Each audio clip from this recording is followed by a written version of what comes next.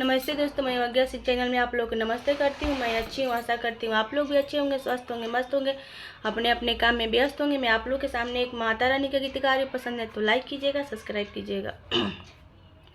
जमनी बोलिया मैया जोधिया में बोललू हो कि बुहेरे बोलिया ना मैया हमारा घरवा बोला तू हो कि उहेरे बोलिया ना। जवनी आशीषवा मैया सीता सुंदर के दिहलू हो कि उहे आशीषवा ना मैया हमारा के दिह तू हो कि उहे आशीषवा ना।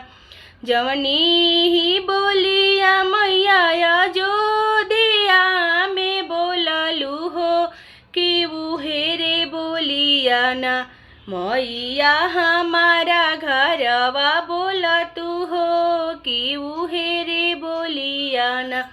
जवनी ही पुत्र मैया रामचंद्र के दिहलू हो कि उहे पुत्र ना मैया हमारा के दिह तू हो कि उहेरे पुत्र न।